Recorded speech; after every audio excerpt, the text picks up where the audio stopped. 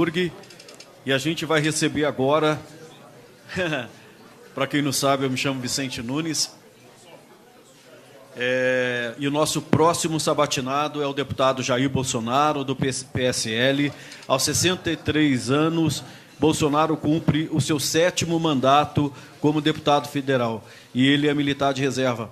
A gente gostaria de convidar aqui ao palco o deputado Jair Bolsonaro, por favor.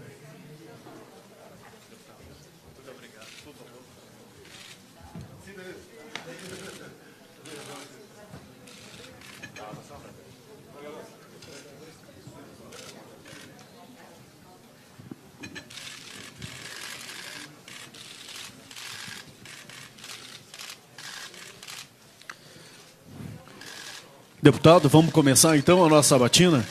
Gostaria de fazer a primeira pergunta para o senhor. Na questão econômica, o país viveu aí nos últimos 2 anos a pior recessão da história. Estamos aí com um exército de 13,4 milhões de desempregados. Se a esse grupo forem incluídos as pessoas que estão com subemprego, chegamos a 28 milhões de brasileiros que não conseguem viver com a própria renda. Eu lhe pergunto, o que o senhor vai fazer na economia para tentar reverter, resgatar o crescimento econômico sustentável que permita a criação de emprego, geração de renda e redução da pobreza? Primeiro, eu acho que esse número seria muito maior se levar em conta que quem recebe Bolsa Família é tido como empregado. Quem não procura emprego há mais de ano também é tido como empregado. São as metodologias. Esse número é assustador, no meu entender. Um presidente da República, um governador, um prefeito, ele não cria emprego. A não ser que ele abra concurso, leve em votação o surgimento de novos cargos comissionados. O que um governo tem que fazer é não atrapalhar quem quer empreender, quem quer investir, quem quer produzir alguma coisa. O que eu mais tenho tido reclamações junto a esse público, empresários, comerciantes, produtor rural, o governo é o sócio majoritário quando dá lucro. Quando dá prejuízo, os caras tiram o corpo fora. Então, o que eles mais pedem é o Estado interferir menos na atividade deles. E eu tenho conversado e tenho me assessorado de pessoas da área econômica, a gente vai aprendendo. Essa questão de humildade, é que temos que desburocratizar muita coisa, desregulamentar. A questão, estou vendo aqui, né, Sindifisco, um trabalho maravilhoso, mas em alguns setores, a fiscalização rural, por exemplo, ela vai além, porque leva-se em conta a subjetividade, tá? E parte por aí, basicamente. É diminuir o tamanho do Estado, né? É o Estado necessário, não é zerar as estatais, mas diminuir. Poucas estatais é que dão lucro, né? E o que puder jogar para a iniciativa privada, você tem que jogar. Em algumas estatais, vê a questão do modelo, como a Embraer no passado. Tá? Então, passa por aí e, obviamente, passa por um presidente que tenha humildade de conversar com quem entende em cada setor para que a decisão seja tomada em conjunto. Eu não sei de tudo, apesar da minha idade, apesar de ter 28 anos de parlamento, tenho ainda muito a aprender, mas tenho a humildade, acima de tudo, sempre perguntar, que sempre foi uma máxima minha desde quando cheguei no quartel, né? Perguntar para os mais antigos no quartel certas coisas que eu não quero aprender na tentativa e erro. Então, acho que passa por aí a criação de empregos no Brasil. Tenho dito, já botam na minha conta, né? A imprensa, grande parte, já bota na minha conta. Porque quando eu converso com o empresariado, eles falam o seguinte: o trabalhador vai ter que decidir um dia menos direitos e mais emprego, ou todos os direitos de emprego. Isso é o empregador que diz, não sou eu que estou dizendo isso aí. É se colocar no lugar dele. Inclusive, eu falo, né, em vez de nós termos aí um programa renovado, Meu Primeiro Emprego, por que não Minha Primeira Empresa? Para que cada um sinta o que é ser patrão nesse Brasil. É difícil ser patrão. E não podemos aqui, é fácil você jogar patrão contra empregado, porque empregado é a maioria, dá mais voto. Agora, o que está acontecendo na prática? É que eu só disse agora há pouco aí. Milhões de desempregados e não vemos um horizonte realmente que possa ser promissor para nós. O senhor falou em reduzir o número de empresas. Quais o senhor privatizaria? Temos aí a Eletrobras, Petrobras, Banco do Brasil, Caixa Econômica Federal e há outras estatais aí também. Quais as que estão nos seus planos privatizar, se o senhor for eleito presidente? É a mesma coisa. O nosso programa de governo será apresentado, de acordo com a lei, quando, né, porventura, a minha candidatura venha a ser efetivada, meados de agosto. Isso tudo vai estar lá. Queremos fazer uma coisa bem feita. Tanto é que me criticam também que eu não tenho um plano de governo. Qual outro pré-candidato apresentou? Ninguém. Então, eu não quero ser ele vendo, vamos privatizar o Banco do Brasil. Tá? Eu quero saber com mais detalhes, com mais profundidade, que eu ainda estou aprendendo muita coisa. Né? Quem vai, por exemplo, financiar a safra agrícola com que taxa de juros? Você tem que ver isso aí. Né? BNDES, por exemplo, não pode continuar emprestando dinheiro para amigos aqui dentro e para a ditadura lá fora. Então, essas questões, né, a gente vai discutir no momento oportuno. Mas o senhor não tem assim nenhuma ideia de qual estatal que o senhor considera que deva ser privatizada? Tivemos essa questão dos caminhoneiros, alguns já falaram em privatização da Petrobras. Como é que o senhor vê, por exemplo, essa questão do... A Petrobras, você vê, tem pesquisa aí, vamos acreditar em pesquisa. Está dividida a opinião pública sobre privatizar ou não a nossa Petrobras. Eu tenho a Petrobras como empresa estratégica. Mas o que aconteceu na questão do preço do combustível? Qual a função social de uma estatal? Botar alguém lá para simplesmente todo dia aumentar o preço? Isso passa uma péssima impressão para quem está aqui fora, para quem usa do combustível para se locomover, para transportar riqueza no Brasil. O que falta disso aí? Botar na mesa quanto nós produzimos aqui dentro, quanto vem de fora. A questão do refinar, por que parte é refinado lá fora e não aqui dentro. Está sendo subutilizada a capacidade dessas empresas, dessas refinarias. O preço... Não se falou em governador nessa questão. É conjuntural essa questão do preço que está, no meu entender, alto do combustível, e ninguém quer na canetada, né, da tabela, ou na tablita, como se resolvia no passado, o congelamento, como os economistas resolveram no passado, a questão do cruzado, simplesmente tem aquela solução messiânica aqui para ficar bem com os caminhoneiros, dizer que vai baixar a gasolina para ficar bem com o povo brasileiro, mas o ICMS é um absurdo, é um verdadeiro estupro, o valor, né, o percentual do ICMS cobrado no Brasil. Agora, você pode responder para ele, mas os governadores estão no sufoco. Se o Estado quebrar, é sinal que o contribuinte já quebrou antes dele. Nós não podemos tentar salvar o Estado simplesmente botando na guilhotina aqui a cabeça dos brasileiros, não é por aí.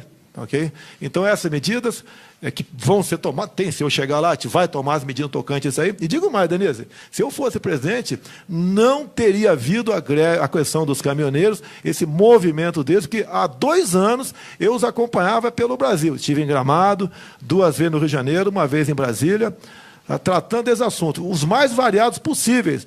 Vai lá da indústria da multagem eletrônica, isso tem que acabar, está na mão de uma panelinha, não me pergunte quem que é, não, está na mão de uma panelinha decidir a questão das multagens. No Brasil tem grupos políticos que faturam horrores em cima disso aí, você pode ver. Você anda na hora do Rio de Janeiro a 70 ou 90 por hora, como é em Botafogo, 70 no Leblon. Por que na Rio Santos tem que ter 40 por hora? A intenção é multar. Isso vai no preço do frete no final. Então, multagem, a questão do pedágio, há quanto tempo vinha discutindo com eles também, não tem o poder para tal, né? A questão do eixo levantado. Está num contrato. Não existe contrato leonino, quando você vai alugar um imóvel, um negócio qualquer, também, no meu entender, isso é uma causa leonina. Se o caminhão está vazio, o eixo está levantado, não tem que cobrar. E alguns estados, se não me engano, São Paulo, cobravam isso aí. As condições da estrada. É difícil, né? Nós temos um modal aqui que não dá mais, você tem que tentar mudar. Agora, o governo não tem dinheiro para mudar. Vamos tentar iniciativa privada, parceria, até parceria fora do Brasil, se for o caso, investir no outro modal de transporte, que não seja o rodoviário. A questão de roubo de cargas, várias vezes debati com eles em audiências, essas questões também. O prejuízo aproximado anual de roubo de carga no Brasil é R$1,5 bilhão de reais. Quem paga a conta? É quem está nos assistindo aí. É você também, Denise, paga essa conta aí. A questão da violência, então, você tem que cuidar deste assunto, entre outros, é o governo, no passado, foi a medida errada, onde ele abriu o BNDES para quem quisesse comprar caminhão, comprar. Houve uma inflação de caminhões, o preço do frete foi lá para baixo. Agora vai tabelar o frete? Tabelar como? A gente sabe onde vai parar o tabelamento. Então o mercado, né, foi maltratado por quem estava no governo. E quem assumir vai ter que buscar maneira de desfazer tudo isso aí e construir algo melhor. Um tema que o senhor fala com mais efetividade, que é a segurança. O senhor foi eleito presidente do Brasil, está no primeiro dia como presidente do Brasil. Quais a principal medida para a segurança que o senhor vai tomar? Olha, nós votamos há pouco o SUSP, Sistema Único de Segurança Pública. Alguns acham que foi a desmilitarização, não tem nada a ver. Resumindo, o SUSP é uma troca de informações entre os vários órgãos, né? Da Polícia Federal até o guarda municipal aqui embaixo.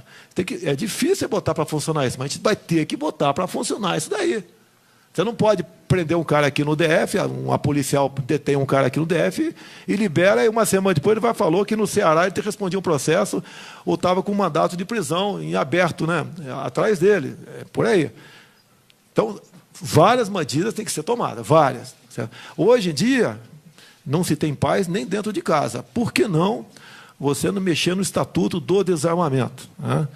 Permitir ao cidadão de bem, com algum critério, não é jogar para cima, não. Né? A posse de arma de fogo também dá uma baita flexibilizada na questão do porte de arma de fogo. E outra questão, o pessoal fala sempre em investir na segurança. Né? Um governo federal não tem como interferir no salário do policial do Ceará, da Bahia, o nosso brigadiano lá do Rio Grande do Sul. Quem trata dessa questão salarial são os seus respectivos governadores. Agora, eu falo pelo policial militar do Rio de Janeiro, que eu tenho contato direto com eles.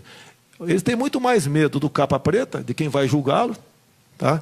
Do que de um marginal com a ponte 50 lá numa cota no Rio de Janeiro. Eles têm que ter uma retaguarda jurídica.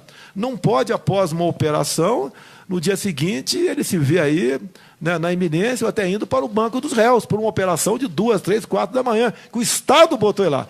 Então, essa retaguarda jurídica, eu chamo, né, excludente de ilicitude. Em operação, o policial civil, militar, federal, o nosso das Forças Armadas, em GLO, responde, mas não tem punição. Você pode ver, fuzil, basicamente, é no Rio de Janeiro, está na mão da bandidagem. Mas já chegou no Ceará, está chegando em São Paulo. Em São Paulo, por exemplo, o governador que saiu, não sei qual vai ser a atuação do primeiro, o Alckmin que saiu, tá? É determinação superior, o policial, raros são os que podem usar fuzil lá. São os oficiais, eu acho que praça não usa fuzil em São Paulo. E para enfrentar quem já começa a aparecer com fuzil. E tratar essa questão, né, com radicalismo, tem que ser. Não fale que eu apenas estou usando o radicalismo, porque o Centrão ontem falou que vai usar o radicalismo no tocante à ciência e tecnologia. Algumas coisas tem que ser radical. Nós só temos uma vida. Agora, você vê todo dia, né? Quando é filmado um chefe, pai de família, voltando ao aniversário dele ou do filho, de 11 anos de idade, foi executado entrando em casa. E esse cara tinha cometido 2 furtos no mesmo dia. Com toda certeza, esses já passaram por audiência de custódia, prezado Major Olímpio, prezado Major deputado Manzo Lorenzoni, por furtos anteriores. Eu acho que a chance de alguém que praticar um furto ficar detido é 0. Junto ao dia de custódia, tem que acabar com isso. E não vem com essa historinha, os presídios são cheios, não recupera ninguém. É problema de quem cometeu o crime. Tem que esperar matar alguém para prender quem vinha praticando furto a vida toda? Não dá para ser assim. Então a questão eu sei que não é fácil, ok? Vou contar aqui com o coronel Miller, aqui da Polícia Militar de São Paulo, da Reserva, estamos contando com ele nessa elaboração de programa desse tipo. Tem que ser com gente como ele, não pode ser com um filósofo, com um antropólogo, né, que eu respeito a profissão dessas pessoas, né, para tratar essa questão tão grave e única entre nós, né, afinal de contas, vida, sem querer plagiar ninguém aí, né, a vida é uma só. Deputado, agora a gente vai ter uma pergunta aqui do jornalista Fábio Greck, do Sindifisco, para o senhor. Vamos continuar falando sobre segurança, deputado. O Brasil tem uma fronteira permeável e, quando se fala nisso, habitualmente, se diz que é preciso aumentar a vigilância eletrônica, a presença das Forças Armadas, reequipamento, aumento do efetivo policial. Por que é que, quando se fala em fronteira no Brasil, raramente se inclui a Receita Federal como integrante desse aparato de segurança? Por que a questão da vigilância das fronteiras é, habitualmente, uma questão de força bruta e não uma questão de inteligência? Tem que ter os dois lados, no meu entender. Tem a portaria de 2010 do Ministério da Justiça, que se aplica, como é do Ministério da Justiça, se aplica à Polícia Federal, ao pessoal os policiais aí que estão Força Nacional de Segurança, ao integrante das Forças Armadas e GLO, que, por exemplo, você não pode dar tiro de advertência. Se alguém com carro ali suspeito furar uma barreira lá na fronteira, você não pode atirar em direção a ele, tem que deixá-lo ir embora. Você não pode abordar essas pessoas apontando a arma para eles. Então, essas medidas fazem com que aconteça o quê? O agente de segurança, cada vez mais, ele recue, ele não vá atrás de cumprir efetivamente o que seria a sua missão, porque não vai ter amparo do Estado. A inteligência é importantíssima. Nós temos aqui o CISFRON do Exército Brasileiro, não vai para frente, por falta de recursos.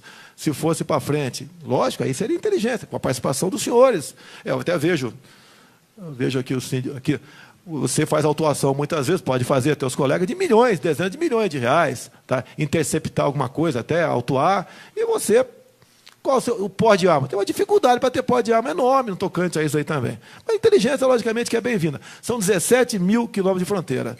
Realmente não é fácil.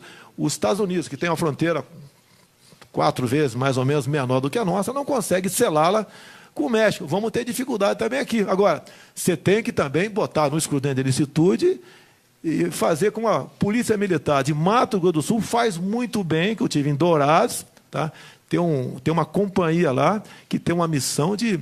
Os caras ficam, geralmente 2 viaturas, meia dúzia de pessoas, rodando a fronteira, e 4, 5 dias depois retornam, para exatamente fazer essas operações inopinadas. A quantidade de drogas apreendidas em Mato Grosso do Sul, que nós sabemos que é uma fronteira seca, eu já servi lá em Niuaque, né, pertinho da fronteira, sabemos como funciona aquilo lá. Mas essa forma de polícia lá está dando certo. Nós poderíamos fazer algo semelhante no Brasil, além da inteligência, além de vocês, essas verdadeiras...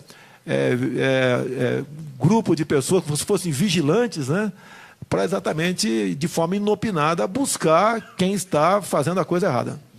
Por favor, Paulo.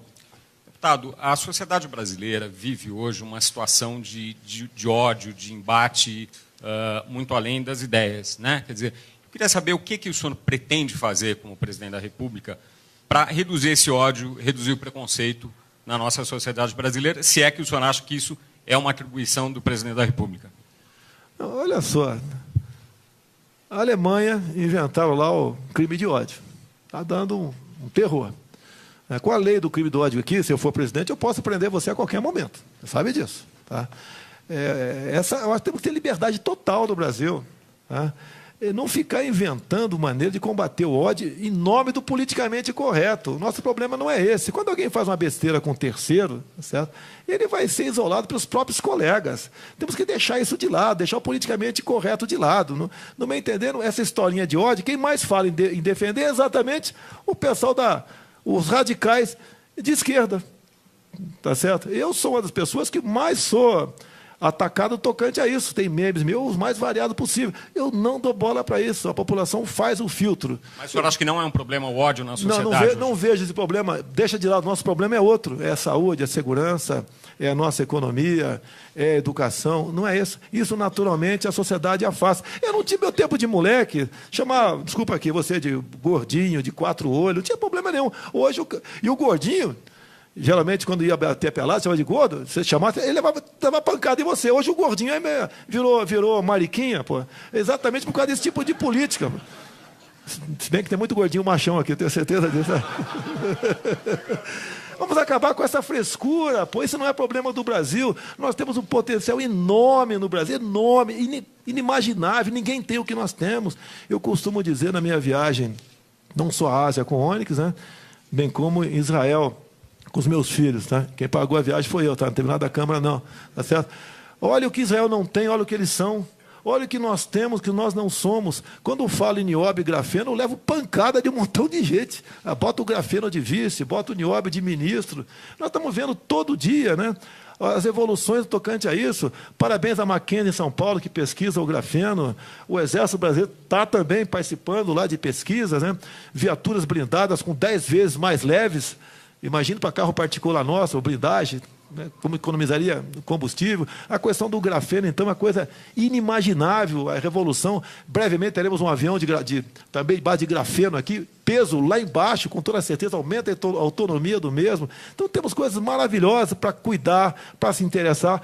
Com o radicalismo, segundo Centrão, parabéns, né? Radicalismo, a questão da ciência e tecnologia, estamos juntos, tá, ok? Copiaram em grande parte O que eu venho falando, inclusive, foi, eu acho que uma saudação a mim. Foram 17 itens. O número do PSL é 17.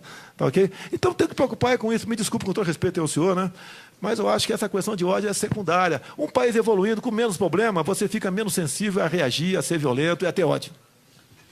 Deputado, eu queria passar aqui para a questão da Previdência, né? Todos os seus antecessores aqui trataram desse tema e classificaram a urgência de se fazer a reforma.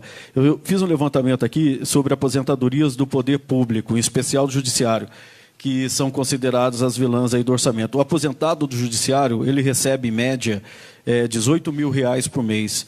No Legislativo, a aposentadoria chega a R$26.800. Em contrapartida, os cerca de 30 milhões de pessoas bancadas pelo INSS recebem um salário mínimo de R$950. É muita discrepância. Como resolver isso? O senhor vai fazer uma reforma da Previdência? Bem, vamos lá. O senhor vai atacar os privilégios? Vamos lá. Vamos por parte aí. Eu estava no Piauí quando foi anunciado no governo Temer aquela reforma da Previdência. E falei, não vai passar. Não é o que o Temer quer, o que o Meirelles quer, que era ministro na época, né? É o que pode passar nos filtros chamado Câmara e Senado. E minha mãe sempre dizia, né? Remendo novo em calça velha, não vai dar certo. E meu pai também dizia que a gente vivia numa região lá do Rio Ribeira de Iguape, a molecada pegava as canoas para ir buscar jabuticaba em algum lugar, se furar a canoa, rema para o barranco, depois tirar a água da canoa. Nós estamos querendo tirar a água da canoa com a canoa dentro d'água. Não vai dar certo. Como nós temos que primeiro conter, segurar, evitar que apareça os marajás, que vêm do serviço público. Eu vou contar um exemplo claro do Rio de Janeiro, que se aplica acredito que em todos os estados, talvez todos os estados. Câmara Municipal do Rio de Janeiro. O senhor está concursado lá, ganha 10 mil por mês. O senhor vai trabalhar no gabinete de um vereador, ganha um cargo de comissão de 10 mil. 8 anos depois, o senhor passa para 20. Mais 8 anos, o senhor passa para 30. Vamos, no primeiro momento, acabar com as incorporações. O que o prefeito Eduardo Paes, nos últimos dias da Prefeitura do Rio, fez lá no Rio de Janeiro? Estendeu o direito às incorporações aos servidores do Executivo. Então, vamos, no primeiro momento, vamos acabar com as incorporações, você acaba com a fábrica de Marajá. Outras coisas você tem que fazer. A idade está aumentando, a nossa expectativa de vida está, sim. Na proposta do Meirelles, do Temer, estava lá os 65 anos, inclusive para policial militar do Major Olímpio que está aqui. A expectativa de vida do policial militar do Rio está em torno de 50 e poucos anos de idade. Está lá 3, 4 por semana que perde a vida, fora os que ficam com problemas de tiros, né, que, tendo em vista a vida que ele leva depois de reformado, diminui a expectativa de vida dele também. Até costumava dizer, né? O Major Olímpio disse para mim, o policial vai usar o fuzil como uma arma ou como uma bengala? Não é assim, vamos lá, não é assim, vamos com calma. Vai quebrar? Como está, vai quebrar. Mas dá para começar a resolver isso aí. E o grande problema é realmente o serviço público. Esse é o grande problema. O outro lado, você combate fraude, mexe alguma coisa e vai devagar. Se quiser resolver tudo, vai ficar um discurso, vai haver um desgaste e não vai resolver. A esquerda, foi, em especial o PT, que mais torceu para essa proposta vir ser votada, porque eles saberiam que a proposta não seria aprovada e quem votasse favorável estaria marcado por ocasião das eleições futuras. Temos conversado com a equipe econômica também, a ideia é uma nova previdência surgindo, quem quiser ir para lá vai, tem uma regra definida, quem quiser continuar na outra. Mas, algumas mudanças, vamos com calma. Se o Temer agora, por exemplo, a questão do serviço público, não, vamos falar do homem, se aposenta com 60 de idade e 35 de contribuição. Se ele passar para 61 e 36, deixa quem assumir o ano que vem, passar para 62 e 37. Se isso for realmente algo que seja prudente para nós evitar que a Previdência quebre. Vai com calma, vai devagar que dá para chegar lá. Apenas fazer um discurso para agradar o mercado, o pessoal do mercado conversou muito comigo, apesar da minha inexperiência, me criticaram lá atrás, mas hoje, em grande parte, concorda comigo. Vai devagar e sempre que nós chegamos lá. Bom, deputado, vamos tratar aqui de um tema fundamental para a sociedade, que é a educação. O país já está muito atrasado nessa área e a gente percebe que hoje os dados indicam que a União é quem menos investe em educação. Os estados investem mais, 40%, os municípios 41,8% e a União apenas 18,2% em percentual do PIB. Qual é a sua visão sobre os papéis dos entes federados no financiamento da educação? O senhor acha que é preciso federalizar a educação básica? No caso, o senador Cristóvão Buarque tinha, inclusive, uma proposta nesse sentido que já está em discussão, foi aprovada no Senado. E como é que o senhor vê a universidade pública? As pessoas devem também, quem tem condições, tem que pagar uma taxa na universidade pública? Qual é o objetivo, no meu entender, da educação? É colaborar na economia lá na frente. Você vai ser jornalista, ele vai ser médico, ele vai ser um técnico em rádio e televisão, via curso médio. E nós não estamos fazendo isso. Não estamos fazendo isso aí. Hoje em dia, uma parte não desprezível, né, são analfabetos funcionais. Quando se fala em federalizar, é muito bom para agradar prefeito. Quem vai pagar, o professor aqui vai ser a União. A União não tem dinheiro para pagar ninguém. Não adianta falar em percentual. Você vai aumentar o percentual, vai tirar da onde? Mais de 90% do nosso orçamento é uma despesa obrigatória. O que falta, no meu entender, na educação? Eu gostaria de trabalhar nisso, né? Primeiro, das verbas federais, aí sim, né? Tirar um pouco mais de cima e jogar mais embaixo. Nós estamos começando do zero. Nós temos quase... Não é não financiar a universidade. A universidade consome o maior quinhão dessa parcela, né, da União que é aplicada em educação. Aplicar mais na educação básica, né? Aplicar mais no ensino médio. Dar uma ênfase muito grande no ensino médio. Você pode ver, eu como tenente do Exército, fiz o curso de geladeira e máquina de lavar roupa, lá em Madureira. Algum demérito nisso? Nenhum. Eu perdi a paciência, o cara estava cobrando muito caro, fazer o curso. Em 2 meses fiz o cursinho. E hoje em dia, se eu treinar 2 dias aí, eu sei que vou ganhar no mínimo 10 mil por mês consertando geladeira e máquina de lavar roupa, que não tem mistério. Vocês, com toda certeza, mais inteligentes do que eu que são, né? Em vez de 2 meses, em 15 dias aprende a consertar esse negócio. Aplicar nisso aí. O que nós queremos é que a pessoa, o ser humano, o homem, a mulher, vá ganhar seu salário na frente. Comece a esquecer o Estado, né? E o Estado tem que colaborar nessa área. E repito aqui, o objetivo do Ministério da Educação é ajudar na economia formando bons profissionais e não formando militantes. É o que, em grande parte, a nossa universidade forma no Brasil. Você pega as 200 melhores universidades do mundo, não tem nenhuma no Brasil. Quantas investem em pesquisa aqui? Eu conheço a Mackenzie, talvez mais algumas, com toda certeza, né? Investe nessa questão, mas a Mackenzie não é pública, é privada.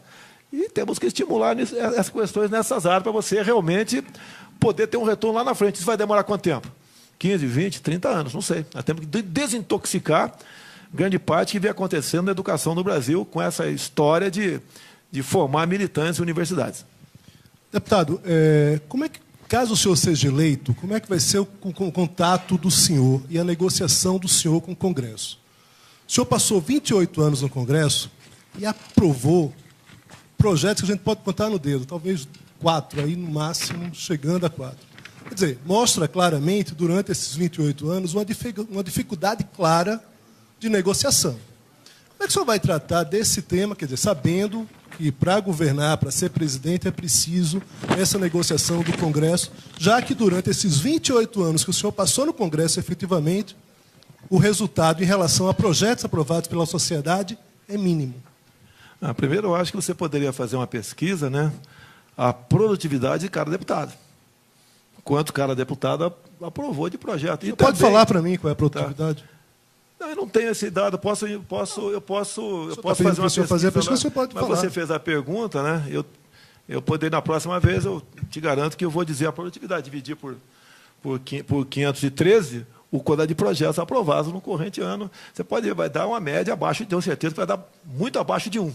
Okay? E ver a qualidade. O último projeto meu, que eu aprovei, foi uma emenda ao projeto. Vale o projeto, é o voto impresso. Que o Supremo deve julgar hoje o fim dele. Está a ser 14 horas. A sociedade está assistindo aí. Vamos ficar sem poder auditar as eleições. Será que tem fraude? Eu desconfio. Eu acho que muita gente desconfia. E quem não desconfia não tem como comprovar que não há. Então, a qualidade do projeto também. Agora, mais importante, eu prefiro meu time fazer 30 gols no Campeonato Brasileiro todo e ser campeão na frente, ganhando tudo por 1-0, do que fazer 30 e levar 80, ou ter que fazer 50 e levar 80. Então, muitos projetos nós impedimos que fosse aprovado lá. Agora, a ideologia de gênero, a questão no PNE, há pouco tempo também, com a participação de vários parlamentares, a união nossa contra os péssimos projetos que temos andando pela Câmara. Como agora tem um projeto lá tramitando, Eu não vou discutir o método dele aqui agora, se é constitucional ou não, né, para dar 13º para presidiário que trabalha. Tá? Não sei, não vou entrar no método tocante a isso. Eu acredito que não seja uma boa proposta nesse sentido. Então, os péssimos projetos tem que contar para o teu lado. Né? O pessoal só lembra do Túlio Maravilha, né? Do goleiro lá atrás, que pegou 10 pênaltis, ninguém lembra. Por favor, Fábio. Faltou, peraí. Faltou como negociar. Eu quero agradecer ao Centrão. O Centrão acabou de dizer que vai votar comigo ano que vem se eu for presidente. Que ele diz aqui no item 14, olha que coisa bonita o Centrão aqui, né?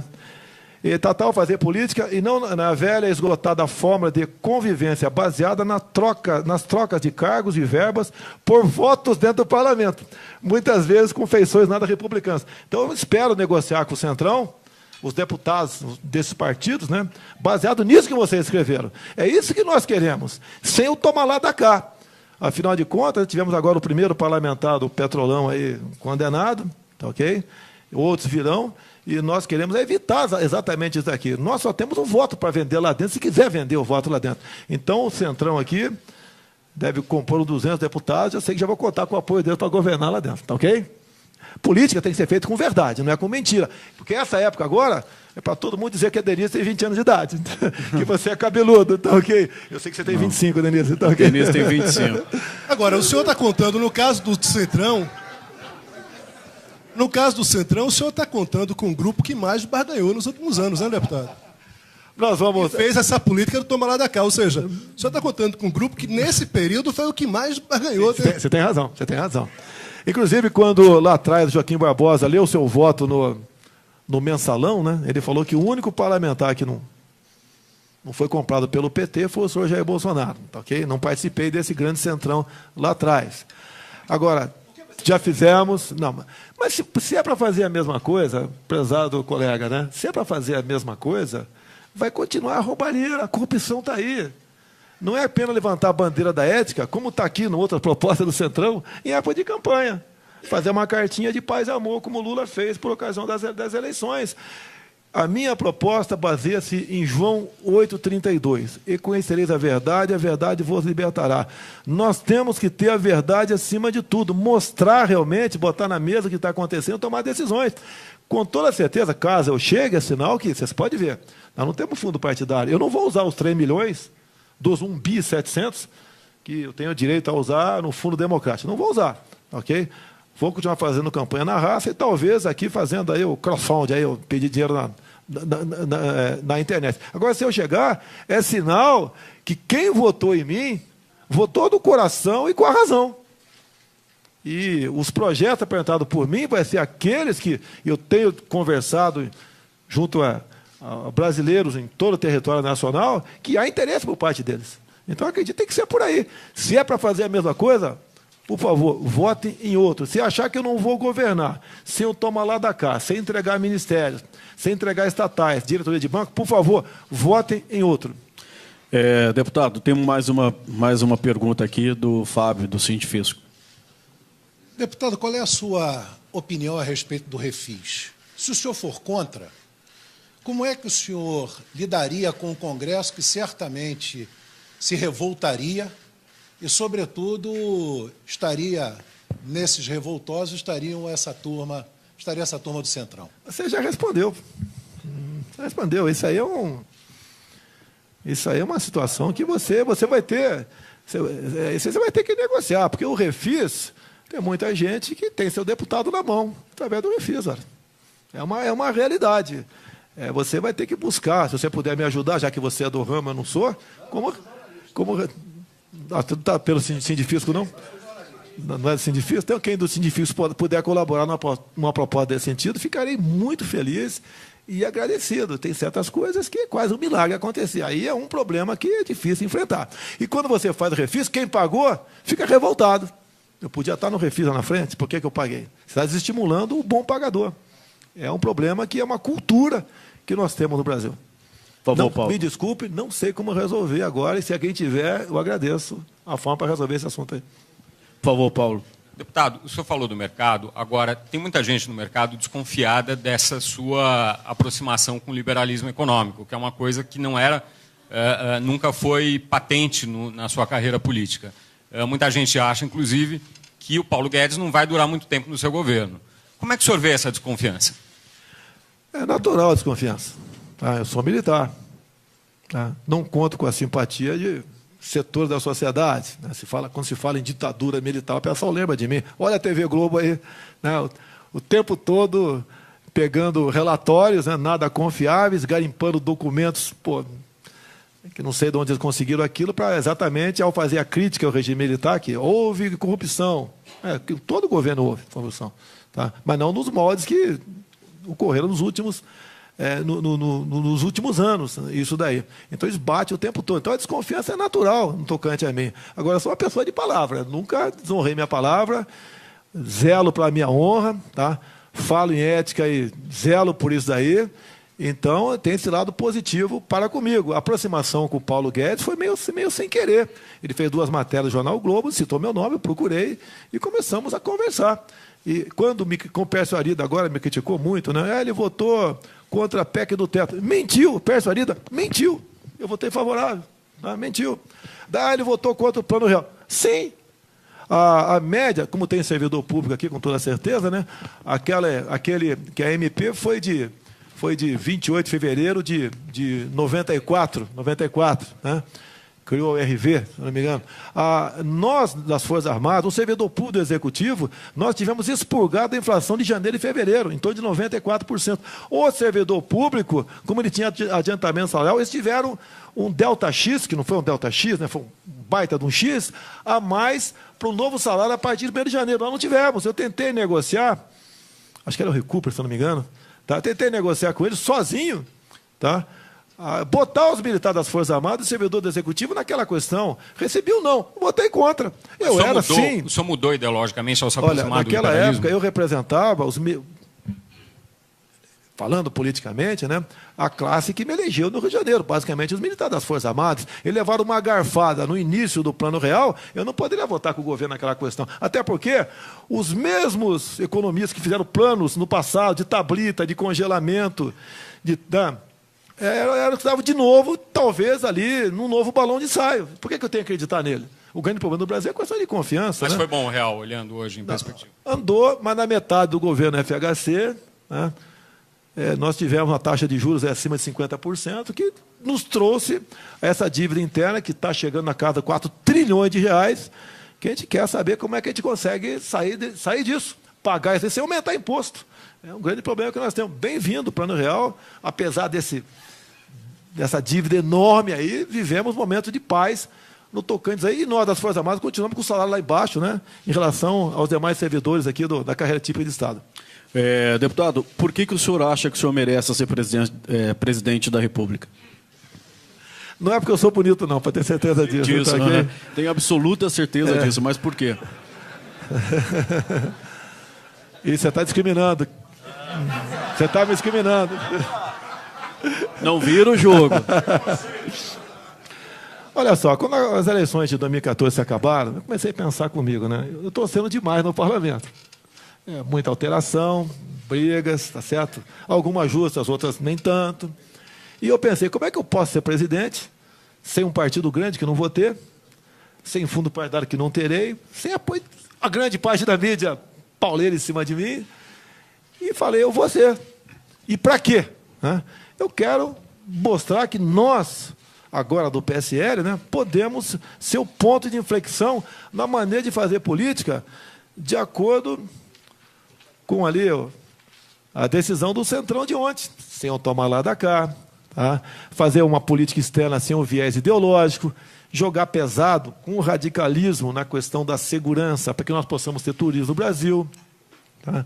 Fazer com que nós possamos, em nossos recursos naturais, agregar valores, para não continuar mandando um navio de minério de ferro recebendo uma canoa de aço de volta, jogar pesado na questão de ciência e tecnologia. Quem é o ministro de Ciência e Tecnologia no Brasil? Não me respondo, tá certo? Mas devia ser um ministro com a maior visibilidade, aquele que vai realmente estimular os jovens do Brasil a inovação, a pesquisa. Esse foi o objetivo da minha ida com o Onyx aqui, lá na Ásia, né? para ver em loco como funcionam essas coisas. Sei que é uma viagem bastante rápida, mas deu para ver muita coisa. Uma coisa que me surpreendeu lá na Coreia do Sul, né, nas escolas, energia elétrica por teto solar. Lógico que visa a economia, mas, por outro lado, mostra para a garotada desde cedo, né, que aquilo ele pode usar na casa do pai dele, no sítio do pai dele. Tá? São as coisas que vêm da escola. Queremos resgatar os valores familiares. Para mim, a família tradicional é importantíssima. Nada contra, brincadeira que fiz contigo, na questão LGBT. Cada um vai ser feliz da maneira que bem entender.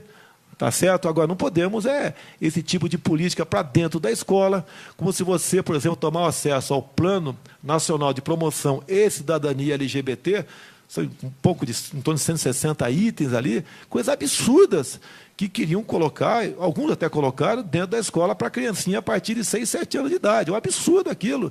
Não leva a nada, leva apenas a estimular a criança a entrar na vida sexual mais cedo. A questão de ideologia. Nós fazemos comércio com o mundo todo, repetindo aqui que é muito importante, sem um viés ideológico. Quando estive em Israel, fui lá ver como é que eles plantam no deserto. Eles não têm nada. E são muito melhores do que nós. Nós temos tudo. E estamos aqui na situação por quê? Basicamente por causa da classe política que eu represento também. E quando você aprova uma coisa, eu, o Onyx, o Major Olímpio, nós temos responsabilidade mesmo contra o nosso voto. E a nossa casa que aprovou aquilo rejeitou uma boa proposta. Então através do exemplo, tentar mudar o Brasil. Basicamente é isso. Ok? Alguns podem falar que eu não sou um bom exemplo, mas passa os bons exemplos, né? Sempre dei com a minha vida no dia a dia dentro da Câmara. Você pode ver, me critico questão de verba de gabinete. O ano passado, eu poderia gastar 400 mil, gastei 200 mil. Ninguém fez uma matéria me elogiando. Agora, quando aumentou minha verba de correio que eu gastei, passei, não sei, de X para X mais Y, desceram o cacete de mim. Deputado aumenta em X%, em Z%, o seu gasto com a verba de gabinete. Com o exemplo do meu entender. Deputado, quem vai fazer pergunta para o senhor, a última, por sinal, antes das suas considerações finais, é a vice-presidente do Sindifisco, Cândida Capozoli. Por favor, Cândida.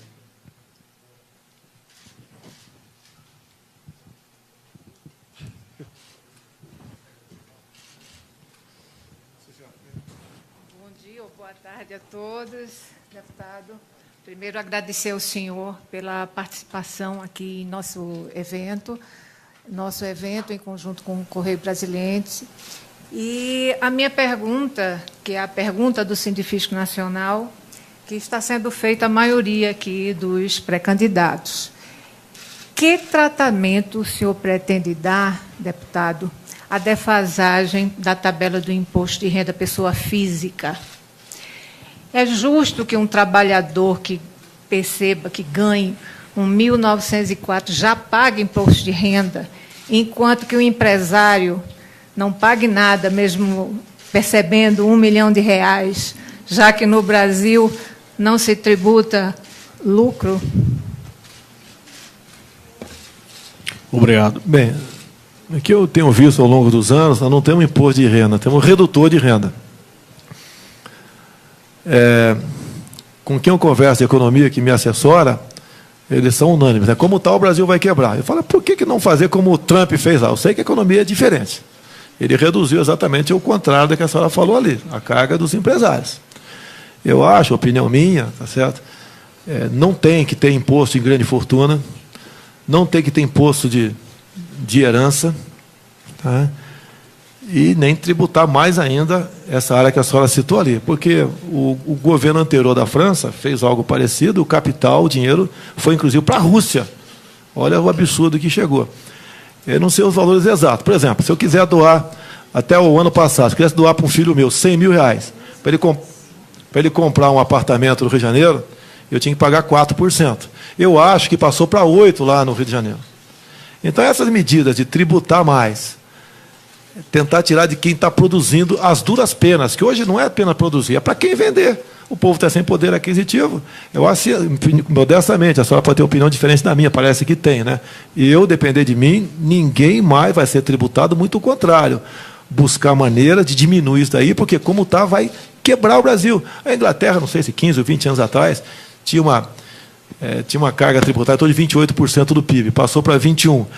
E acertou a questão também da fiscalização, que a fiscalização tem que existir, que faz parte da área da senhora, mas uma fiscalização inteligente, sem buscar maneira, por parte de alguns poucos, de fazer uma pegadinha no tocante a quem produz. Eu acho que conseguimos fazer isso daí, nós podemos até quebrar o Brasil. Mas, rapaz, vai quebrar mesmo. Eu costumo chamar na área militar, chama-se risco calculado. A senhora está encurralada no canto, o inimigo deve estar ali. A senhora tem pouca munição. Bem, a senhora atira.